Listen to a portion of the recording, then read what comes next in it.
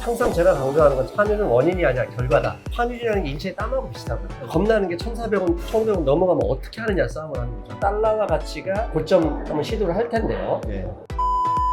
그때 걱정해도 늦지 않는다. 네. 좀 안심을 하는 두 가지가 있는데요. 일단 외국인이 주식을 사고 있어요. 네. 지금 이렇게 바닥에서 매수콜 하는 게 나중에 지나고 보면 잘한 일이다.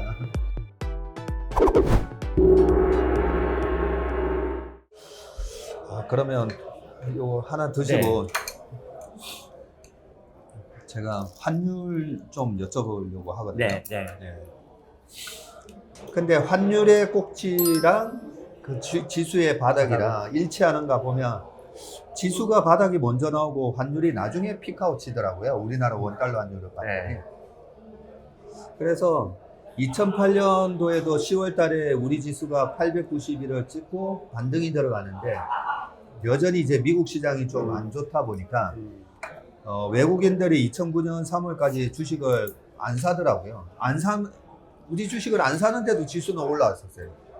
890에서 거의 1200 정도까지 올라왔었는데 외국인이 2009년 3월 중순부터 주식을 사더라고요. 근데 2009년 딱 3월 초까지 환율은 오히려 리만 사태 터지고 이제 1200, 1300을 뚫더니 예, 그 1560 정도까지 갔다가 환율이 나중에 약간 후행적으로 이제 떨어졌었는데 환율이 떨어지면서부터는 주식이 아주 강하게 전 세계 주식 시장이 다 강하게 올라갔거든요. 그러면 이번에도 하반기 시장하고 내년 초를 저도 되게 좋게 보거든요. 이게 좋게 보면 환율이 떨어져야 되는데 환율이 안 떨어져서 지금 혹시 내가 뭘 잘못 보고 있나 뭐 이러고 있어요 저는. 자, 이제 환율은 1번은 달러와 가치가 어떻게 되느냐 싸움을 하지 않습니까?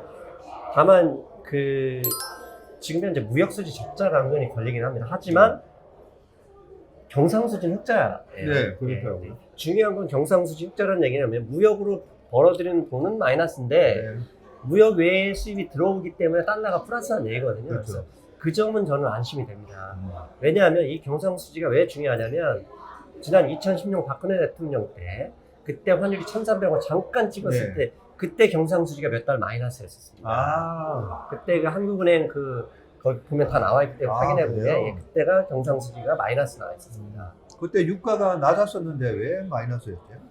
그 당시에 이제 미국에서 리세션을 한번 선언했을 때가 있거든요. 그때 이제 미국이 리세션 하니까 결국 달러 나가야 되죠. 날라나가면서 그 해외에서 들어왔던 돈들이 빚값보다 나갔을 가능성이 있고요. 그러니까 현재 경상수지가 플러스라는 점은 이제 그나마 다행이라고 보는 건데요. 그다음에 이제 두 번째는 환이 뭐냐, 달러가 그러면 그냥 현재는 받아들여야 되잖아요. 앞으로 내려갈 것이다. 그래서 나는 올라가는 곳이 이건 또 투자자로서는 해서는 안 되는 일이니까. 항상 제가 강조하는 건 제가 돈의 감각에서도 강조했던 게 환율은 원인이 아니라 결과다. 결과다. 원인이 올라서 환율이 올라가니까 수출주가 좋은 게 아니라 수출이 안 좋으니까 환율이 올라간 거다. 봐야 되는 거다. 그러면 환율이라는 게 인체의 땀하고 비슷하거든요. 우리가 보면 인체에 땀이 나는 이유는 열이 올라가면 땀이 나요. 열을 낮추기 위해서잖아요. 그러면 환율이 뭐냐면 국가 경쟁력이 나빠진다. 그러면 이 나라에 있는 돈이 빠져나가기 때문에 우리나라 보면 원달러가 올라가는 거거든요. 그러면 환율이 올라가면 땀이 나는 거죠. 그러니까 땀이 나면 체온이 정상이 되는 것처럼 환율이 올라가면 자연스럽게 국가 경쟁력이 좋아지는 거죠. 그 이후에는 당연히 시차를 두고 점점 좋아지는데 현재 주식시장은 항상 먼저 반응합니다. 먼저 반응. 그래서 현재의 환율은 그냥 일단은 올라가는구나. 한국에서 달러가 빠져나가는구나. 그거 인정을 하되 이제 그럼 빠져나가는 이유가 뭐냐? 미국에 달러와 가치가 올라가고 채권금리가 올라가니까 혹시라도 어디서든 주식을 팔고 팔아서 돈을 대비를 해야 되잖아요. 그런 움직임 가능성도 있다. 이렇게 보고 다만 이게 이제 겁나는 게 1,400원, 1,500원 넘어가면 어떻게 하느냐 싸움을 하는 거잖아요. 근데 현재 무역 수준은 지금 4개월째 적자이긴 하고 8월 달에도 대규모 적자를 예상하게 하지만 경상 수준은 계속 플러스 나고 있다. 그 점은 포인트이기 때문에 결국 달러와 가치가 고점 한번 시도를 할 텐데요. 이 시도에서 물러나올 때 달러화가 내려가는데도 불구하고 원화가 안 떨어진다. 그랬을 땐 그때 걱정해도 늦지 않는다. 네. 이렇게 보고 있습니다. 저도 한편으로는 좀 안심을 하는 두 가지가 있는데요. 일단 외국인이 주식을 사고 있어요. 네. 그 대표님 말씀대로 환율이 올라가는 거는 내부적인 요인이냐, 네. 우리나라에 무슨 문제가 생겨서 네. 그런 거냐, 아니면 글로벌하게 무슨 위험 요인이 발생해서 그런 거냐, 외향적 요인이냐. 근데 우리나라의 내부적 요인이면 절대 외국인이 주식을 살 수가 없는데, 네, 지금 7월 말부터 많이 샀더라고요. 네. 네, 한 3조 5천억 이상 주식을 사고 있는데, 그런 거 보면 외국인들도 이렇게 자기네들 달러가 셀 때 우리나라 주식을 싸게 사는 거잖아요.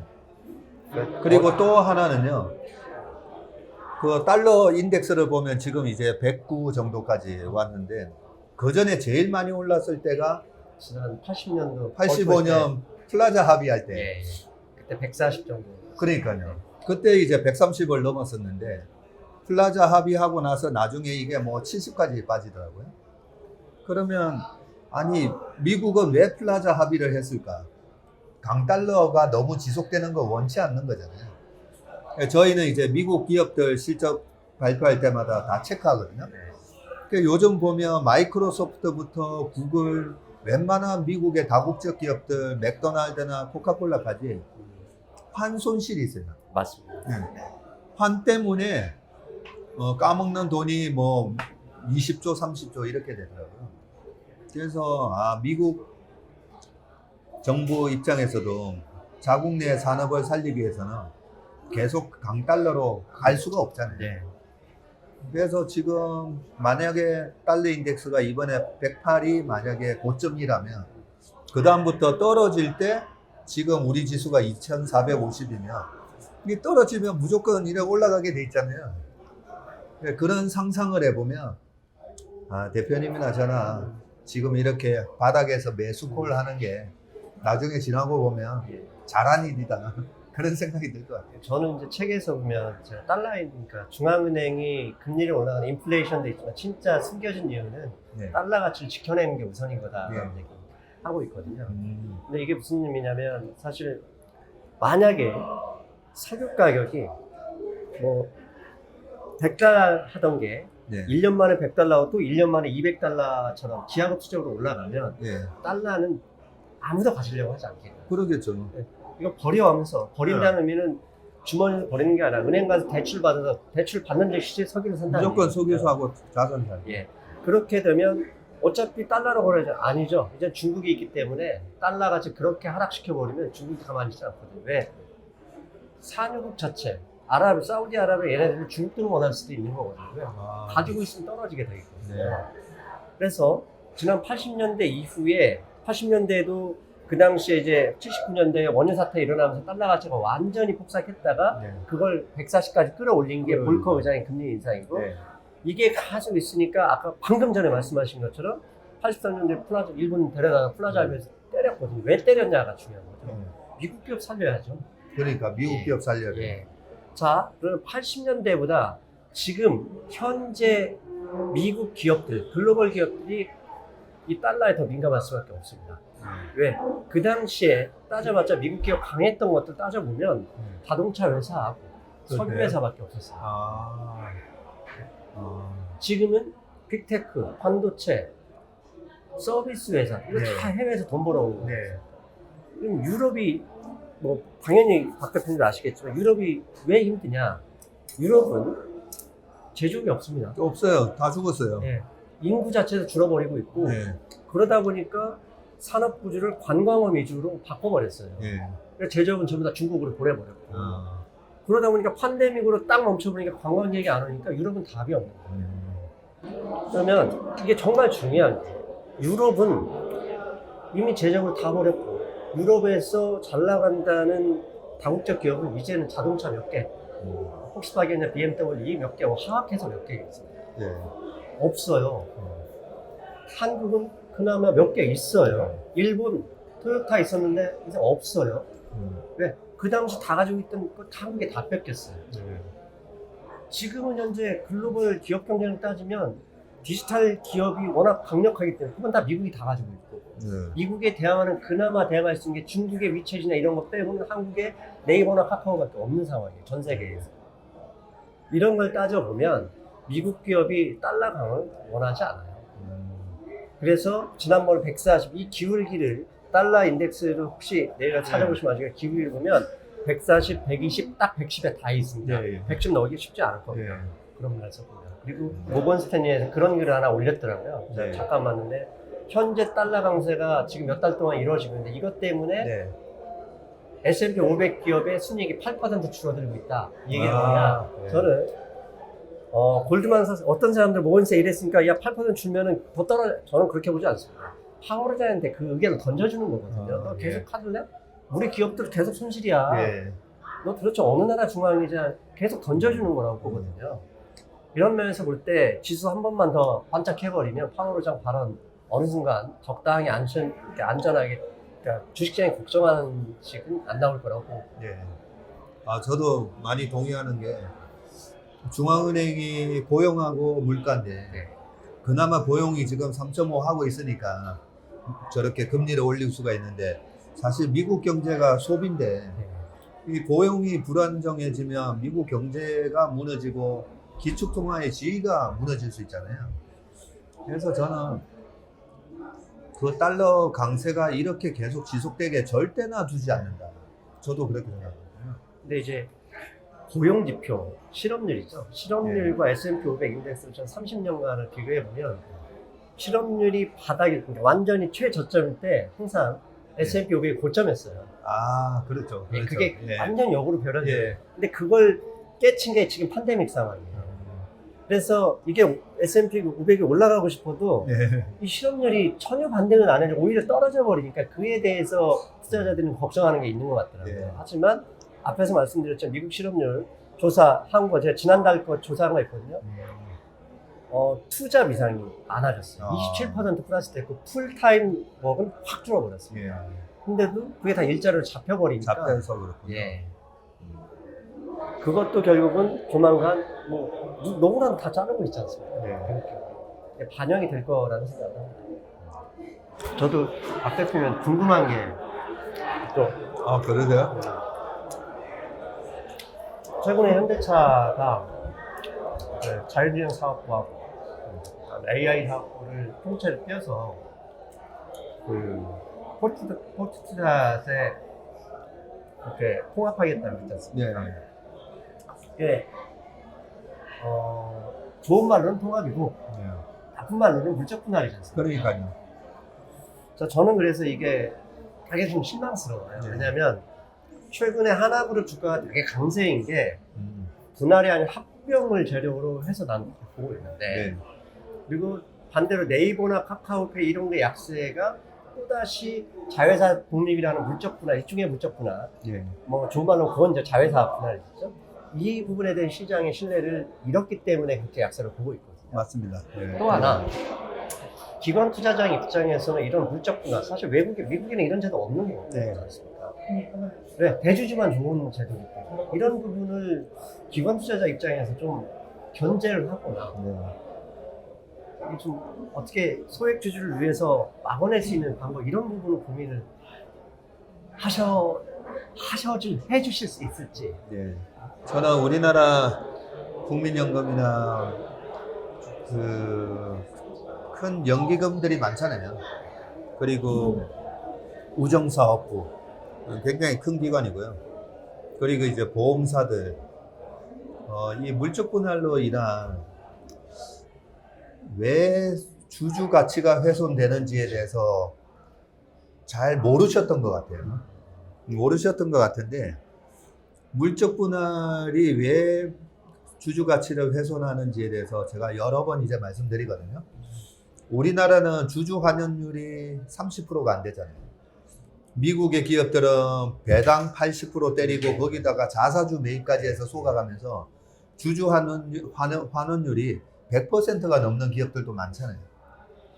그러면 아무리 내가 자회사로 분할을 해서 밑에 자회사로 나는 지분율이 80%나 있어 해도 어차피 이 자회사가 모회사 주주한테 주주 환원이 30%밖에 안 돼요. 그러면 내 지분이 80%가 있어도 80%에서 그 자회사가 얻은 이익의 80%를 가져가는 게 아니라 30%만. 38이 24 해가지고 24%밖에 못 가져가니까 그래서 왜 지분 가치를 왜 인정을 안 해주지? 근데 그런 부분을 언론에 계시는 분들도 모르시는 분들이 있더라고요.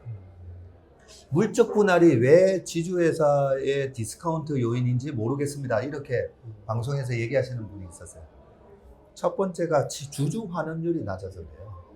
주주 환원율이 100%면 자회사로 갖고 있어도 돼요.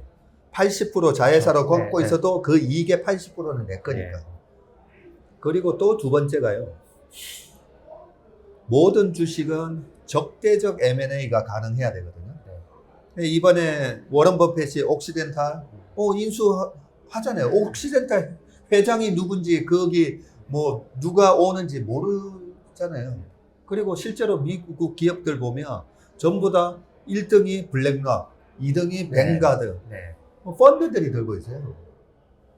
그런 상황에서 언제든지 회사가 좋아지면 내가 저 회사 사서 내 회사 만들어야지. 적대적 M&A가 가능해야 되는데 우리가 옛날에 외환은행 론스타 사건이 있었고요.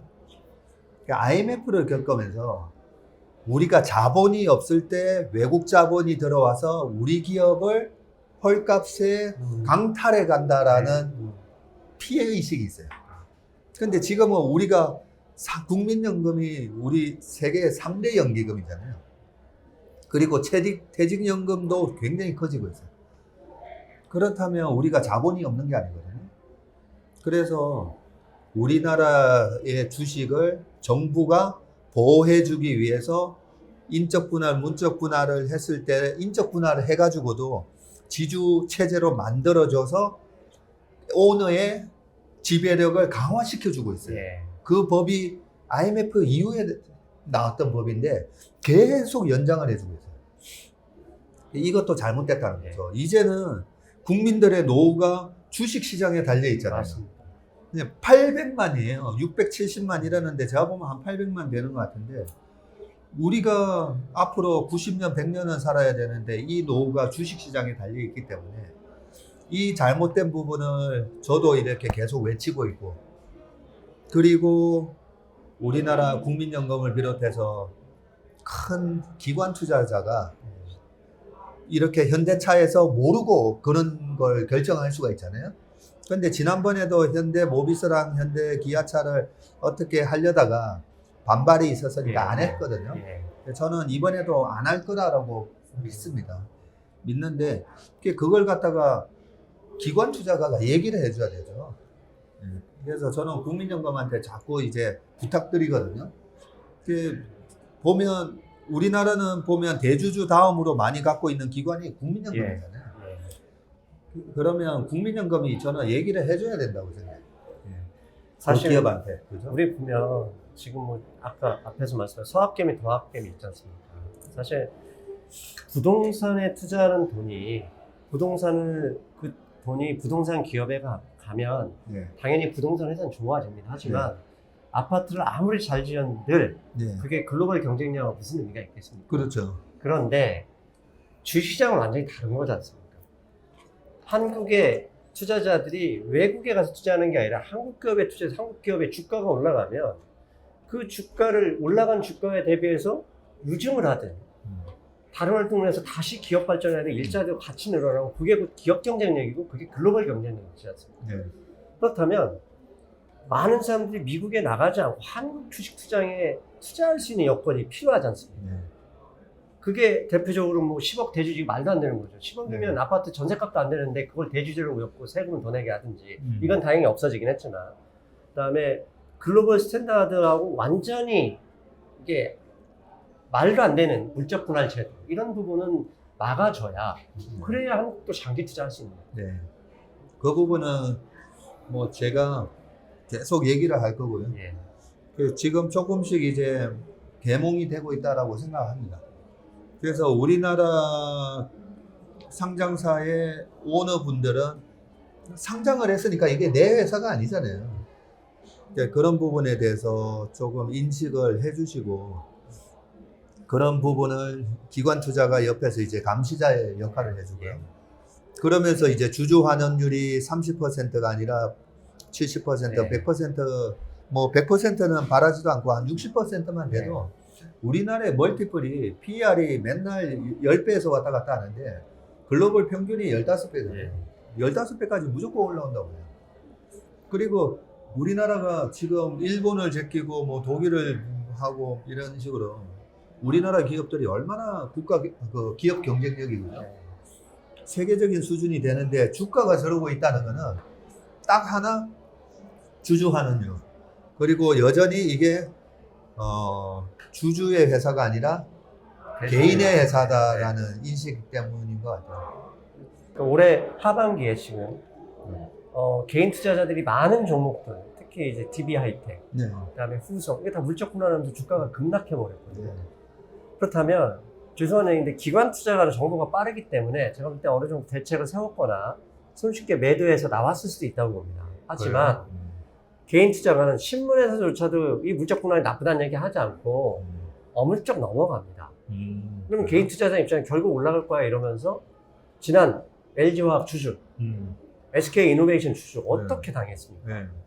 네. 이런 부분은 좀 우리 박 대표님이 앞장서서 네. 많은 분들에게 진짜 한국에서 수학여행 필요 없이 한국 시장에 돈을 넣어야 그 돈이 한국 경제 발전에 쓰일 수 있으니까 그래야 그렇죠. 말씀하실 거면 너무 연금을 타고 그럴 필요도 없이 배당을 받아서 노후생활을 할 수 있으니까요. 그 점을 좀 부탁드리겠습니다. 대표님, 네. 최근에도 저희 회사에 많은 분들이 찾아오시거든요. 근데 10명 중에 한 7분은 최근 3년 사이에 주식을 투자한 저는 주린입니다 라고 얘기를 하세요. 네. 근데 그렇게 투자를 했다가 이번에 좀 쓰라린 경험을 하신 거죠. 그러면 뭐 3억이 뭐 마이너스 5천, 6천 이제 손해봤다 뭐 이러는데 지금 주식에 약간 환멸을 느끼고 있는. 아니 뭐야 주식 작년에 이렇게 내가 열심히 좋은 주식을 샀는데 이렇게 손해가 나니까 막 고통스럽다 이런 분들도 계시거든요. 마지막으로 그런 분들한테 한 말씀 좀 해주세요.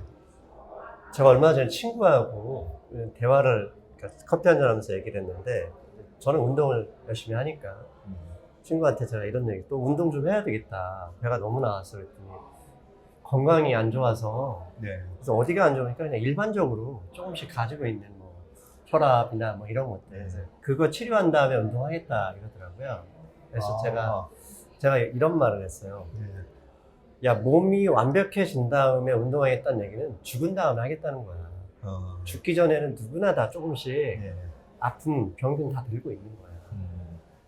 암세포는 누구나 다 가지고 있는데 그 암세포가 내 면역력에 의해서 죽여지는 거랑 그렇죠. 똑같은 거야. 근데 제가 왜 이 말씀을 드냐면 주식 투자도 마찬가지라고 보는 게 주식 투자를 하게 되면 사람들이 이제 투자하는 분들이 오해하는 게 뭐냐면 사면 무조건 오른다고 생각을 하는 거예요. 사면 떨어질 수도 있습니다. 가령 주식 투자가 가령 5% 6% 떨어지면 전화 오잖아요. 그 회사 무슨 일 있어요? 네. 그러면 그 회사 날마다 일 있는 겁니다. 주식의 가격은 회사의 펀더멘털이 일정 수준 올라가도 이 기대 심리가 좋고 나쁨에 의해서 탓하게 되거든요. 그러니까 현재 내 종목이 떨어진 이유가 정말 이익을 못 내서 투자를 했다 실패해서 성장 산업이라고 생각해서 진출했는데 망해서라고 해서 떨어지면 팔아야죠. 팔아야 됩니다. 그런데 그것과 상관없이 미국의 금리 인상, 그 다음에 인플레이션 문제, 이것 때문에 근데 회사는 괜찮은데 떨어졌다 그러면 미국 연준은 미국 경제를 망하려고 하는 기관이 아닙니다. 일단 1번 달러 가치를 지켜야 미국이 삽니다. 왜냐하면 달러 신효리지가 있기 때문에요. 안정을 시키면 당연히 물가는 안정이 되고요. 왜? 통화량이 줄여야 통화량 증가율이 줄이면 달러 가치 올라가고 반대로 물가는 그대로 시차를 내려옵니다. 그러면 그때부터는 미국 기업 살리는 쪽으로 가게 되죠. 그러면 우리나라 같은 경우는 무역 플러스 수입 플러스 수출 이게 GDP를 추구하지 않습니까? 그러니까 대우전드가 독일 다음에 극강인 나라지 않습니까? 그러니까 특히 우리 같은 경우는 중국에 수출 25% 하긴 하지만 그게 다 또 미국으로 간단 말이죠. 그렇죠. 전적으로 미국 경제 의존도가 어마어마한 수준입니다. 그렇다면 미국이 연준이란 이 단체, 연준이란 이 중앙은행이 미국 경제를 파탄내는 게 아니라 달러 가치를 지켜냈고 그 다음에 물가가 안정이 들어오면 다시 미국 경제를 살리는 쪽으로 가면 당연히 수출을 통해서 우리가 살아가는 우리나라는 안정이 되고 네. 그걸 기반으로 그 기업들 자체도 다시 살아날 수밖에 없고 네. 그러면 기업이 이미 죽지는 않았는데 떨어진 이유는 그게 겁나가 미리 팔아버린 사람들 이 기대 심리가 떨어졌기 때문인 거거든요. 근데 그게 살아나면 주가는 다시 올라간다. 네. 즉 주가가 오르고 내리고 온 것은 마치 여름이라고 여름 내내 해 뜨는 건 아니거든요. 네. 우리가 이번 폭우 장마 여름입니다. 네. 겨울이라고 맨날 춥지만은 않아요. 해 뜹니다. 그런 것처럼 펀더멘털 회사가 나쁜 길이 아니라 그 발길 자기들이 가고 있는 걸음걸음 뚜렷이 가고 있다는 것만 믿는다면 기대지수, 기대심리 흔들리는 것은 그냥 결국 올라간다 이렇게 쉽게 생각하시면 좋겠습니다. 네. 내 계좌가 지금 당장 손해가 날지라도 결국은 내 계좌는 우상향한다라는 그 믿음을 가지고 저도 우리 시청자분들 투자하셨으면 좋겠어요. 이 신용, 우리가 쓰는 돈 그게 신용이지 않습니까? 네. 신용 있어 그러면 은행에서 대출을 많이 하는 신용도거든요. 그러니까 현대 자본주의, 뭐 사회주의라고 하는 중국도 사실 자본주의 경제지 않습니까? 자본주의 경제 체제에서 이 돈이 없으면 무물교환한다고 쳐보십시오. 경제가 안 이루어지는 거죠. 네. 결국 이게 화폐의 역할인데 화폐가 생김으로써 분업이 됐고 분업이 되면서 경제 발전이 된 거거든요. 근데 이 화폐를 보면 결국 대출로서 늘어나는 구조 신용화폐입니다. 네. 신용화폐의 구조는 영원히 빚이 늘어나야 이게 유지되는 구조예요. 네. 영원히 빚이 늘어난다는 얘기는 중간중간에 물가가 과도하게 괌에서 괌에도로 나오는 것을 네. 페드가 방지하기 위해서 금리를 올리고 내리고 할 뿐 결국은 꾸준히 우상향하는 여기에 일치하게 돼 있어요. 네. 그러면 우상하게 되면 주가는 다시 그냥 그대로 다시 올라옵니다. 네. 그것만 믿으셨으면 좋겠어요. 네. 알겠습니다. 오늘 따뜻한 미소를 가지신 상승미소. 하지만 우리 상승미소 이명로 대표님의 머리와 그 마음에는 대단한 내공과 강한 심장을 가지고 계시구나. 네, 그런 생각을 했습니다. 오늘 박세익과 식사합시다. 상승미소 이명로 대표님 편이 많은 도움이 됐으면 좋겠습니다. 감사합니다. 고맙습니다. 수고하셨습니다. 네.